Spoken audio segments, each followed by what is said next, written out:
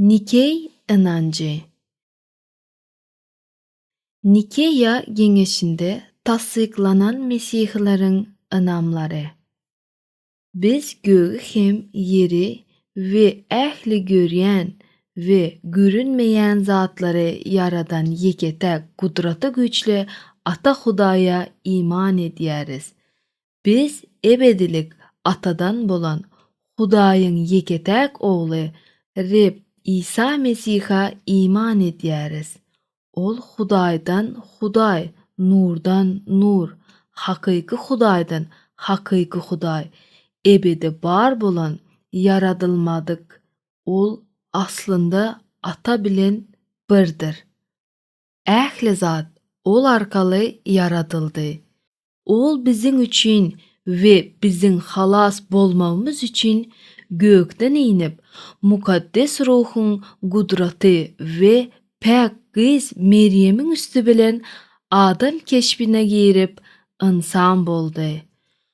Ponti Pilat'ın dövründe ol bizim için haça çüylendi, ecir çekip öldü ve caylandı. Üçüncü gün mukaddes yazılara göre dirildi. Ol göğe çıkıp atanın sağında otur. Ol dirileri ve ölüleri hüküm etmek için yine de şöhret bilen gaydıp gelir. Padşalığının hem sonu bolmaz. Biz atadan ve oğuldan gelen, yaşayış beren Reb mukaddes ruhuna iman ederiz. Ata ve oğul bilen birlikte biz mukaddes ruha hem secde ederiz ve onu şöhratlandırıyoruz. Ol peygamberlerin üstü bilen gürledi.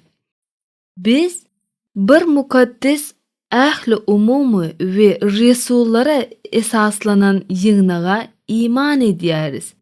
Biz günahların geçilmek için bir çümdürüşü kabul ederiz. Biz ölülerin dirilmeyine ve geleceki təze dünyadaki yaşayışa garaşyarız. Amin.